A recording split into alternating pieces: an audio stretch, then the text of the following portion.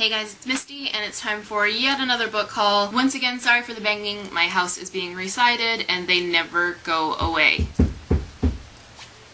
See? I've gotten a lot of books recently, so I am going to get straight into it. The Girl Who Fell Beneath Fairyland and Led the Revels There by Catherine M. Valente. This is book 2, the first book being The Girl Who Circumnavigated Fairyland in a Ship of Her Own Making. I know they are the longest titles ever. Super excited for this one. It doesn't come out until October, so I'll probably be reading it in September. Maybe as soon as I'm done with Austin in August, because I'm excited.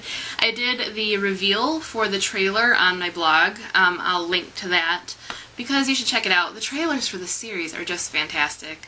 I really love Valente's writing. I love September. Really curious to see what happened to her shadow, which if you've read book 1 you'll understand, and if you haven't read book 1, go do that. Monstrous Beauty by Elizabeth Fama. I just had this one recently on Friday Face Off because it's been given a new cover. I like both covers, and I understand why people don't love this one as much, but personally I absolutely love it. I've been hearing nothing but good things about this one, so I have high hopes. Every Day by David Levithan. I've mentioned before that I have a lot of books by David Levithan, but I've never read anything by him. They're all on my one of these days kind of list, just because I've had so many people recommend him and speak highly of him. This is one, though, that I actively wanted. And the concept really reminded me of David Mitchell's Ghostwritten, and I love David Mitchell. So I'm curious to see if this is kind of a YA ghostwritten. Imperfect Bliss from Susan Fales Hill. This was from Atria. They have this thing called Galley Alley after ALA every year, where they give you a chance at some of their upcoming titles. And so this is one of the ones that I picked because it was kind of described as like a Jane Austen meets reality TV. Sounded really quirky and fun, and I mean, all you have to say is Jane Austen and I'm sold. For review from Judy Gurman, I got Babes in Boyland and Audrey's Guide to Witchcraft. I will be reviewing these sometime in hopefully late September, early October, and having Judy stop by. This one has been out for a while and has been on my wish list for a while. I don't normally actively want contemporary, I've talked about that before, but this is one that I did want. It sounded really quirky and fun. I adore this cover. This one is more supernatural, paranormal, obviously, but again, sounds really quirky and fun, and looking forward to that as well. Both books are currently out. One of my Twitter peeps, Holly, got a hold of me because she was cleaning out her bookshelves, and she knows I love the cloth-bound Penguin Classics, and she was getting rid of a couple of them, which is blasphemy. I don't know why she would ever do that, but they didn't match the rest of her set, so she had to make a choice. I get that. Not everyone wants to have 5 copies of Pride and Prejudice, or more. She sent me a couple of her cloth-bound Penguin Classics, so she gave me Sense and Sensibility by Jane Austen. This is the older style for the classics.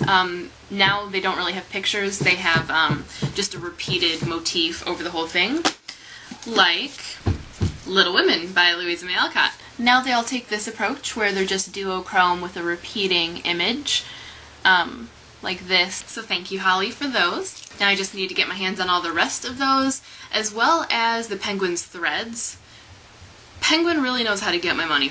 I swapped with a friend on Goodreads. She saw that I wasn't necessarily a huge fan of A Witch in Winter, so she asked if I wouldn't mind parting with that in exchange for one of the books she was getting rid of. And since she had Down the Mysterly River by Bill Willingham, I said sure, because I've been wanting this for a while.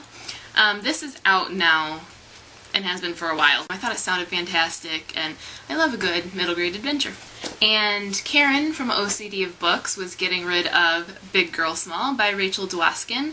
I loved Dwoskin's Foreign Babes in Beijing, which was nonfiction and hilarious. Karen was cleaning out her shelves, didn't want this anymore, so she sent it to me, as well as sending me her copy of Shift by Kim Curran, which comes out this fall from Strange Chemistry. It's one of the inaugural titles for their first print run.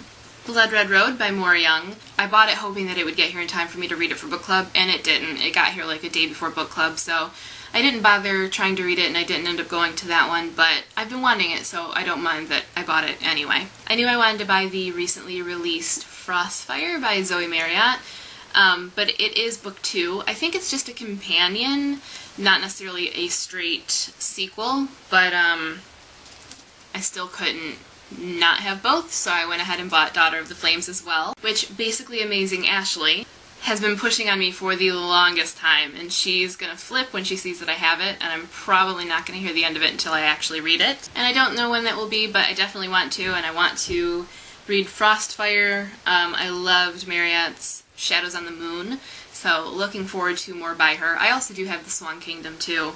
I have a lot of books.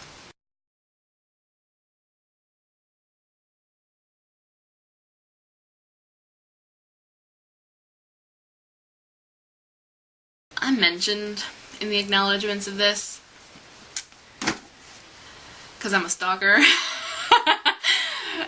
Yeah. So when you pick it up, I don't know if you are the type of person that reads the acknowledgements. I do, just because I'm weird like that. But if you end up reading Frostfire, read the acknowledgements so that you can see me be called a stalker.